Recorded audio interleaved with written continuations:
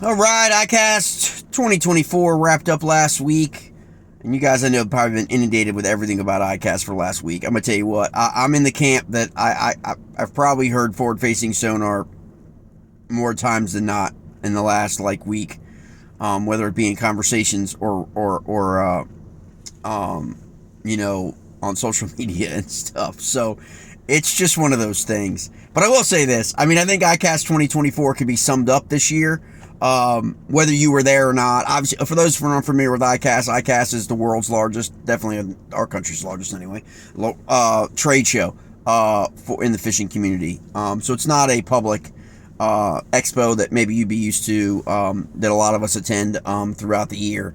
It is an exclusive, kind of trade show. So you got to be in the trade, right? A dealer, a retailer, a buyer, that kind of stuff in the industry in order. I will say this, it used to be a lot more open for content creators. It's gotten a little bit harder for content creators. But I will say this about 2024 ICAST, it's almost like the anti-Randy Blaukat. They might as well put that going up the escalator at the top, a big banner, the 2024 ICAST is basically the middle finger to Randy Blaukat. Because ICAST 2024 was, let's just face it, guys, really, really centric on forward-facing sonar, okay? And BFS, okay, to be honest, which is what I'm more interested in, to be honest with you. You guys know that if you follow the channel, but I mean, I still follow the forward-facing sonar stuff. I mean, I tell people all the time, I'm like in preschool, okay, in terms of forward-facing sonar. It's not my thing yet. It's a technology like any other technology that you've got to put the time in if you have the time to use. But I will say this about forward-facing sonar this year. The release of the Lowrance Eagle Eye 9 is going to be, that was probably the innovation at ICAST 2024, to be honest, of everything. I mean, I'm sure there are a lot of people out there who will disagree, and I'm not even a forward-facing sonar guy. I just feel like from a business mindset and a market share, market segment mindset that I don't think most people appreciate. And it's sad, really. It says a lot about the broader fishing community that, I just don't think that people really understand, the business side of why companies do the things they do. There's been a lot of criticism for the ICAST 2024 this year, especially in the kayak community with the kayaks that were released and the evolution of that platform. But in terms of the forward-facing sonar, that Eagle Eye 9 basically brings for the first time forward-facing sonar, live sonar technology below $1,000. With all the active, everything, I mean, there are some things that it doesn't have, but that Eagle Eye 9, obviously it's $999. So you guys, everything is a price point. Everything in the business is the under 1,000 threshold. And that opens up a segment in the broader market for now. Whereas before, forward-facing sonar is pricey, man. And these guys, we see that. I mean, that's just so much driven by what we see in these tournaments, these big bass tournaments. But these big bass tournaments, guys, you have to just understand it's not indicative of the average guy, okay, or gal. It's not. I mean, it's the dream. It's basically like professional bass fishing in the bass fishing community is like virtual reality. It's like putting on the VR and watching. Everyone dreams of that and dreams to have a boat like that and dreams to have that many graphs like that and dreams to have all those rods and all that. And the community, in terms of the business side, understands that, and that's what they market to. Okay? And so most people, 95, so I say this all the time, and a lot of people kind of just don't want to hear it, because a lot of people that I know are in the industry. 96% of consumers will never fish, okay, with that technology, with that stuff. A lot of the stuff that comes to market just won't happen. I say this all the time. 99% of the people in the United States of America will never fish in a fishing tournament that own a rod and reel. Okay? So we have to understand that at some point, we all have to come out of our bubbles. I'm as guilty of this myself. But we all have to come out of our little tribes. Okay? And really, ICAST is an event that really should do that. Instead, what it's done is it's doubled down on the tribes. For example, if you are pro forward-facing sonar, you thought this ICAST was freaking awesome. Because of all, not only just the technology like the Eagle i9, but the baits. Everything was like minnow-centric, jig head-centric for showing up better or fishing forward-facing sonar, okay, fishing that technology. Okay, so if you are a huge proponent of forward-facing sonar, you thought ICAST 2024 was awesome. If you're in the Randy Blaukat community and you think it's a cheater box, and you think the craziness that gets spewed by Randy sometimes, I can agree with Randy about conservation. I can agree with Randy about, okay, we need to understand, and we need to look at and pay attention to what the impact's going to be on the fish, if there is actually a biological and science, impact on the fish with this new technology coming to freshwater, really from saltwater, because saltwater guys have been running all that kind of stuff for a while. I can get with that. What I can't get with is the cheater box, okay? Because frankly, I just think, as my younger daughter would say, Randy's just delulu, okay? Because half the time people don't even know what the hell he's talking about, okay?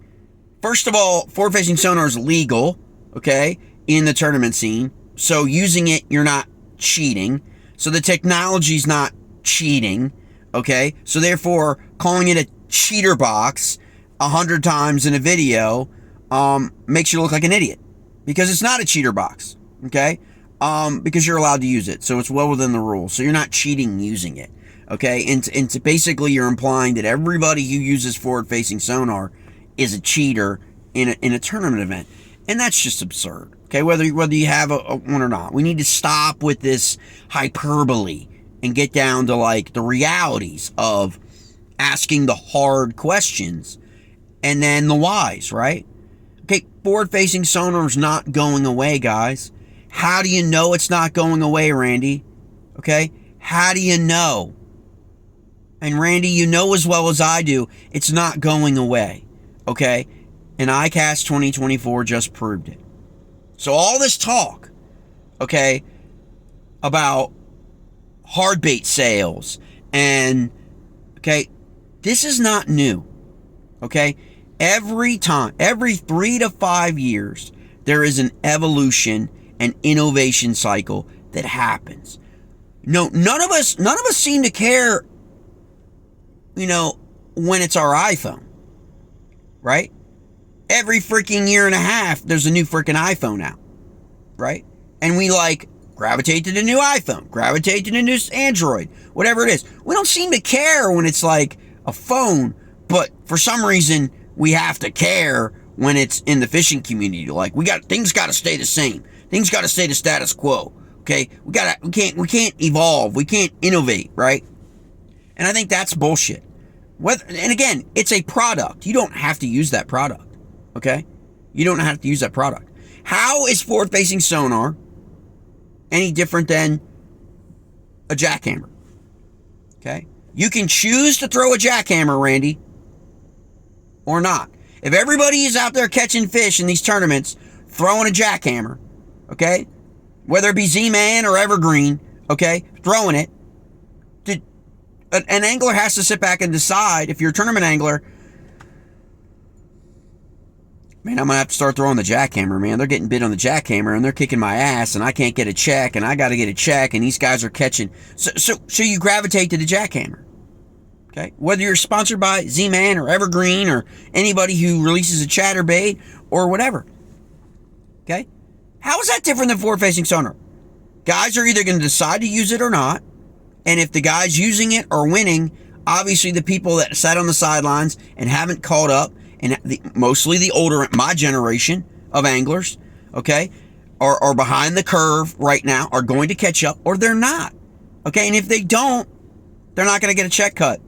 And most of them have wives that are basically going to say, honey, pack your shit up, or you're done, or learn forward-facing sonar to compete. That's how technological innovations happen. And that's how I can understand, trust me, that purity aspect of wanting to keep the sport a certain way. Like I said, I'm not a forward-facing sonar guy. Okay? I'm not someone who uses forward-facing sonar. When I have the experience of learning forward-facing sonar, it's on someone else's dime who's been gracious enough to invite me to come out on their boat. And I can listen to them talk to me and educate me about forward-facing sonar, what they like, what they don't like, how they're catching fish, so I can talk to people. I can do a YouTube, converse about forward-facing sonar, in a way. Because like I said, most of us will never have forward-facing sonar at that point. But now with Lowrance's Eagle Eye 9, it makes it a little bit more interesting for the market. At that under $1,000 price point, the ability now for a lot of people, I talked to a few people, you can finance those things now. It makes it a lot easier to get that technology on the average person's boat. And that's about market-driven forces, Randy. That is how business works, okay? We may not like the product that a company releases, but a product has designated a market in which that they want to tap. And Lowrance and Garmin and knowing that there are so many more people out there, with the economy being what the economy is, with the slump in sales in the fishing community, which is significant if you talk to a lot of people in the industry. But this notion that you can blame forward-facing sonar for the decline in certain segment sales as it being the only reason why is about as stupid as I've ever heard before. Like that's just not how economics works. Like, hard bait sales are down, right? I could make the argument, Randy, hard bait sales aren't down because of forward-facing sonar. Hard bait sales are down because of Rapala Crush City. I can make that argument. Is it valid? I don't know. It's about as valid as your argument, Randy. I mean, it really is, because when Crush City came out, forget about the forward-facing sonar usage component, but just that bait, more people rushed to buy soft plastics. More people now are fishing with finesse-style baits that don't have forward-facing sonar, okay? Because those baits, we know now, if you're down at ICAST, or if you paid attention to ICAST at all, you know that like Jacob Wheeler, DC, Brown, I mean, a whole bunch of freaking people got checks cut and won events. I think Jacob Wheeler and DC have probably over $500,000, could be even more, could be up to $600,000 just off Crush City soft plastics. Okay? Now, were they utilizing forward-facing sonar in those tournaments? I don't know. Probably. But what happens to the consumer side of things, Randy, is people just hear that those baits are catching fish, and then those baits, start rolling off the shelves, okay? Because you obviously can fish a mooch minnow, right? You obviously can fish the mare. You obviously can fish the freeloader. Now you can fish the hedgehog, okay? You can obviously fish all of these without forward-facing sonar. And that's where the sales are gravitating to. If you talk to the dealer, the tackle retailers, okay, the market is moving back to finesse fishing, away from power fishing, okay? We saw the move from finesse fishing to power fishing a few years ago, right? With the introduction of the jackhammer, right? And other innovative products in, that bladed jig segment, the spinnerbait segment. We see this all the time. It's an ebb and flow. So yeah, hard bait sales are down, crankbait sales are down, because the consumer has made a determination that they want to spend money where the pros now are spending or seemingly utilizing baits, because those are the baits now being pushed. If somebody wins the next two events, okay, we got 1 and 2 events left, or we get into next season and someone starts banging it out with a crankbait again, crankbait sales are going to start picking up again. Okay? Again, we're all product driven by that push of what we see, what I call the dream, okay? Which is the dream of professional bass fishing, okay? We see this in boats, okay? We see this in every rods, we see this in all the technologies, okay? But I will say that ICAST 2024 was definitely the forward-facing sonar and BFS. You know, I will say this to those in the community, like myself, that chase smallmouth. I believe that 2024 was the absolutely best ICAST, at least of all the ICASTs that I've been to, okay? The best one for smallmouth anglers. Now, and I let me give this to you. Smallmouth anglers that do not fish with forward-facing sonar. Now, obviously, anglers, smaller guys on the big lakes, the Great Lakes, and places like that, and the St. Lawrence, Cayuga, you know, big rivers down south for smallmouth, that are utilizing forward-facing sonar, it was the best ICAST for you as well. But I'm just talking about the average guy out there who may not have a boat, who just may be pounding the bank, who may be in a kayak, who may be a wade angler for smallmouth. This was the best ICAST in terms of products for smallmouth. I focus on this in the newsletter. I'll put that newsletter in the description below. It is on Substack. It's called the Smallmouth Army. You can Google it for Substack, Smallmouth Army on Substack. And I break down the baits from ICAST 2024 that basically are, in my opinion, the best baits for smallmouth anglers, okay? Whether you have forward-facing sonar or not, and especially BFS. The new rods out for BFS, finally they have got it dialed in if you're into BFS. If you're the spinning guy, there's new rods now out. The new Vanford came out from Shimano, but as well as a bunch of more new rods for us spinning guys. And some of them have come down. Some of them have gotten better. Some of the reels for us spinning guys have gotten a lot more functions to them now for the same price. I mean, so they're actually a little bit more. They're still, you know, they still can be pricey, obviously, but you're getting a lot more bang for your buck in the laser, because people understand what the economy's doing. So all this talk about forward-facing sonar ruining the fishing industry and ruin all that. No, I think market forces always move to where the buyers are. Okay, and so this is it. This is the window we're in right now, and this will change. It changes every 3 to 5 years.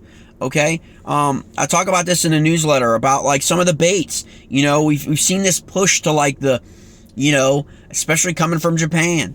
You know, that always leads the way really with innovation in terms of baits, in terms of presentation methods, and in terminal tackle.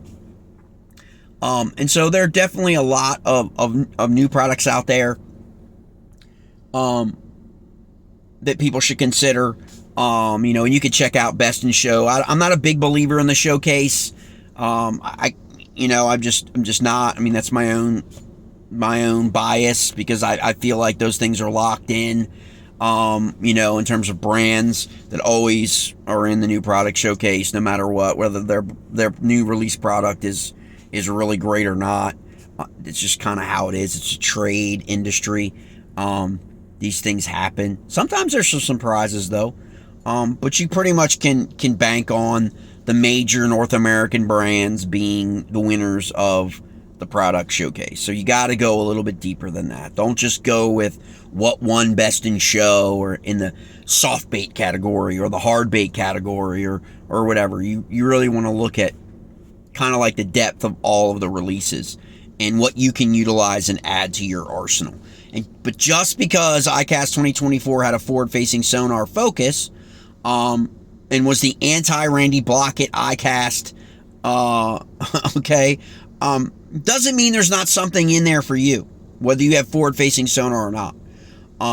You know, you may just have a normal electronics, normal graph, but from the bait side and some of the products, some of the accessories, again, there's plenty of, you don't need to do the kayak breakdown, but that's another side, that's another segment that kind of needs to get its head out of its ass and understand that, like, This is about product evolution. This is about market share. This is about, kayak sales are down, which is why a lot of companies did not release new products at ICAST, which is why, I don't, Hobie, I don't think had anything new, or Old Town, sorry, Old Town didn't have anything new, like that. This is what happens when the market begins to, but then you've got like Yak Attack expanding. Yak Attack has a new leaderboard they announced last year at ICAST that's now out in the market, and this kind of takes a while for these things to get to the market, okay? Just because they were at ICAST doesn't mean they're going to be on the store shelf tomorrow or online at Tackle Warehouse and you can order it. This is not how it really works. Even though the pro anglers have all these baits, it's always a 6 to 8 to 12 month lag. Yak Attack came out with its surf cart, you know what I mean? And people were like, oh, like whatever, it's just like, that's Yak Attack's evolution. Catch Products with the catch board, they've evolved now into new technologies, new accessories that has long not been known, like has not been their thing. That's been more like Yak Attack's thing, or Yak Gadget, or Yak Gear, or companies like that. Catch has moved into that with accessories and stuff like that for people's kayaks. Okay, this is how companies evolve and expand market share, guys. And I think just so much people lose sight of that, and they get real hypercritical with the hyperbole and everything about like, oh well, the XTR 130, that's not a kayak. Okay, who cares? Okay, you're either going to buy it or not going to buy it. And if you don't think it's a kayak and it's not going to be eligible for your kayak fishing events, then obviously people aren't going to buy it in that segment. But again, like I said, 95 to 97% of the people out there that own a kayak don't fish in kayak fishing events. They just own a kayak. Same as boats. Same as, the tournament fishing for bass out of a boat. Most people don't fish in tournaments. So if you live in that community, if you live in that bubble, sometimes you got to come out of that bubble and kind of look at things from a macro perspective, okay? And not a in my bubble perspective. No, it's probably not suitable. It's 160 pounds. You're going to have it's probably not suitable for the average local tournament or kayak angler, right? Don't think it was made for that, okay? And so, again, ask yourself the whys. Like, okay, so what are they going after? What kind of market are they going after? What's the purpose of that? What issue in the marketplace are they attempting to address right now with the XTR 130 or Wilderness, which won Best in Show, I think, for watercraft? What are they trying to tap into? Now, it may not be your tribe, right? It may not be your bubble. It may be they see something else. They see someone else in terms of a platform, a need for them to want to move into in terms of a market and capture market share in that. And so that's going to be like the most interesting thing that you're gonna see. I think coming up, is more of that. And so a lot of people just have to accept the fact that that's what's going to go down.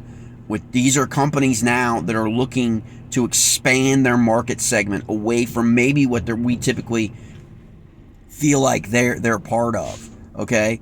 And we can either accept it or not. At the end of the day, it's a consumer product. So you either say it, the market will tell us. It's like, Randy, the market's going to tell us about forward-facing sonar, not professional anglers and not you. The market is going to determine, the electronic companies are going to be able to determine through sales whether the market is accepting the technology or not, okay? Which is very different than speaking to whether or not forward-facing sonar should be used in events on the BBT or Bass Elite Series, for example. That's a totally different argument. So let's not conflate the two, okay? I think forward-facing sonar is here to stay. I think the technology is here to stay. The technology innovation is just going to bring the price down, like we saw with Eagle Eye 9. More of that. More of the companies are going to come down into that market segment to make it easier for people. And the easier you make things, just like our phones, the easier you make it for people to have access to the technology and to use the technology, the majority of people are going to use it. And that is why, if for no other reason, ICAST 2024 is in the books, and ICAST 2024 has highlighted that the market is moving in the direction of filling the need out there for those people who have forward-facing sonar and those people who want to utilize BFS. okay, as a means of fishing and catching bass. That is it.